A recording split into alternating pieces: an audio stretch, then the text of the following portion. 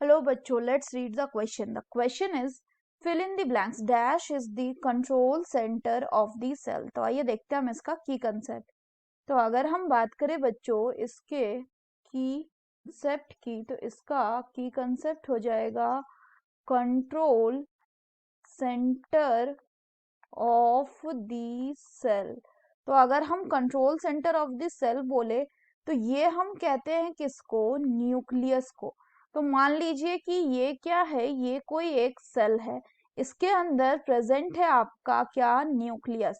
ये जो न्यूक्लियस है ये एक डबल मेम्ब्रेन स्ट्रक्चर होता है, या हम कहते हैं कि इसको सराउंड करके रहता है कौन?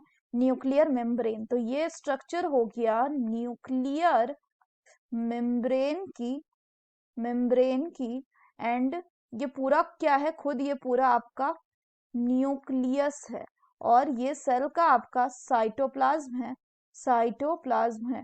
फर्दर बात करें तो ये जो आपका सेल का न्यूक्लियर मेम्ब्रेन है, इसमें कुछ इस तरह के पोर्स प्रेजेंट होते हैं which are called as the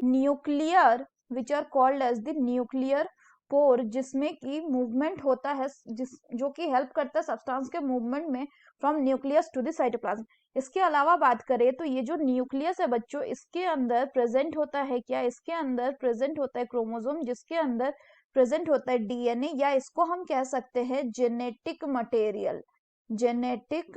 अब चूंकि इसके अंदर बच्चों जेनेटिक मटेरियल प्रेजेंट होता है, देयरफॉर ये जो न्यूक्लियस है इसको हम क्या कहते हैं? It is also called as the control centre of the cell, क्योंकि ये जो न्यूक्लियस है यही न्यूक्लियस सेल को बताता है कि कब आपको ग्रोथ करना है, कब आपको डिवाइड करना है, क्या कब सेल को डाई करना है, कब सेल को डेथ शो करना है.